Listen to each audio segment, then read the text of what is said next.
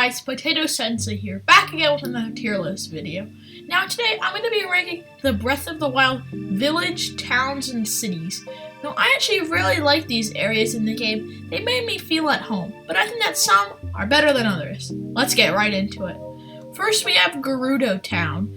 Now I actually really liked Gerudo Town. I love how it was right smack in the middle of the desert and how there was a little bazaar on the way there. The pathway to there was kind of directed you in the direction you needed to go, and I just felt so at home there. The tropical feels were really cool. I love the different little water spouts on top of the buildings, and the really big area next to Riju's little throne area was really cool. I like the side quests here to get the Thunder Helm was really cool, and I think that there were a lot of cool characters here. Very tropical and very atmospheric. I think that we can put this one in S tier. I really liked it a lot. Next, we got Kakariko Village. Now, I thought that Kakariko Village was pretty cool. Seeing Impa there was nice, and the music was just amazing. But it felt kind of weird seeing it in the middle of the mountains, because the mountains around it felt a little bit bland, and seeing it right in the middle felt kind of off. But I still liked it a lot. Side quests were cool, music was out of this world, and the houses were really cool. So I think we can put that in B tier for now. We might move it later, but I think it's okay staying there. Next we got Death Mountain, or Goron City. This place was really cool. It felt kind of implanted into the mountains, but the path to get there, the Death Mountain Trail, was really cool, and the houses just felt Goron. Everything felt Goron. Felt really Goron inspired. I think it was pretty cool. The side quests were alright. There weren't many. The one I really focused on the most wasn't Goron. It was Gerudo, actually. But I mean, it was alright. Didn't have much to it. It was just like a checkpoint. So I think we can put it in B tier too. Next, we got Lurelin Village. Now, Lurelin Village, it was one of those just like Tarrey Town where it wasn't found in the main storyline. You had to go adventuring on your own, which kind of brought that open world to a whole new level. I was a little bit iffy about the music. I really didn't like it that much. It just felt off. And I wish there was more to it. There were a few side quests, but then you look at Tarrey Town, it had the whole building from the ground up story, which was really cool. And then you got whole mini side quest in it. Lurelin Village just couldn't level up, and there was one side quest where you had to go attack a harbor or Bokoblin shore. That was pretty cool. But other than that, there weren't that many cool side quests. The layout was alright, but I didn't really like it that much. It was cool though, another village in the game, but couldn't level up to the other ones. Next we have Tarrey Town. Tarrey Town was really cool in my opinion. It's one of my favorite villages. I liked how this one felt so comfortable. Everyone there you knew. Everyone there, you felt so at home because you were the one who recruited them to come to the village. And seeing Hudson was the one who helped you, he even feels like a great companion. And I love the huge storyline where there's Hudson and Ronson get married, great part of the story. And it just felt so nice. It felt like when I went there, I was really at that place.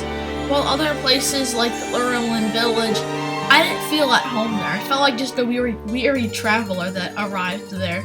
Well, Tarrey Town, I feel like it was really there. Really hit the mark. So I think we can put that in front of Gerudo Town.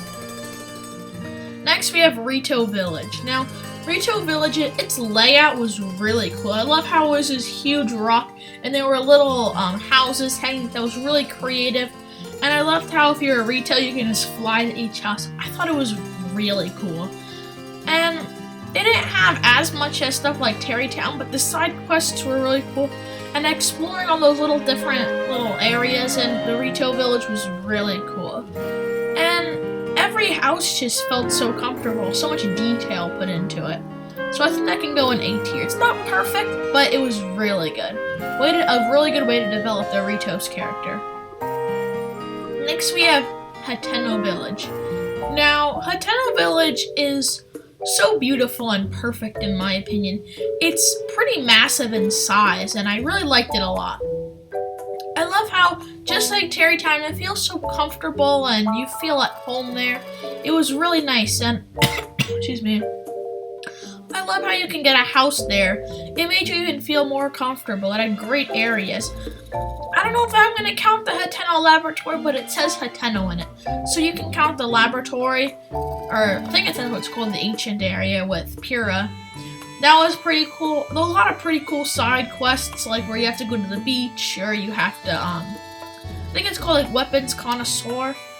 And I feel like it was better than Kakariko Village, where after a long journey you can rest. I thought that was pretty cool, and it just felt so perfect. I think it's one of the best Breath of the Wild villages. Better than Kakariko Village, I can say that. And for Zora's Domain, I like this one a lot, but the main problem I had was there was no houses or living environments. When you got Hateno villages, you got the inns in the different areas. The only thing that Zora's Domain had was an inn, and it felt so small and enclosed. And it was so small, and the areas in the small area, it didn't feel right. Or when you got stuff like Kakariko Village, Rito Village, Terrytown, everyone has a separate house for themselves or for their family.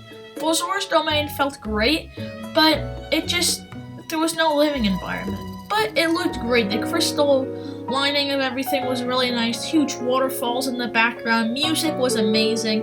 I think it's really good, but it can't get S tier, but I don't think it can beat Rito Village, but we can put that there. So, yeah, I think that's the Breath of the Wild Village, City, Town tier list. This just went up. I just made it a few minutes ago. I think it's really cool, and it really shows the different areas. So we got Lurelin Village C tier, Goron City there. Goron City was cool, but couldn't level up to the rest. Kakariko Village there. Zora's Domain, Rito Village. Gerudo Town definitely takes S tier. I would put it higher, but it can't get above Terrytown and Hateno Village. So there you have it, the Breath of the Wild Village, Town, City tier list. I really wanted to make this. I got my Halloween costume here, ready to go. Of course, it's gonna rain tomorrow, but it doesn't really matter. I'm still gonna have a lot of fun, and hope you guys too. Happy early Halloween from Potato Sensei. Potato Sensei out.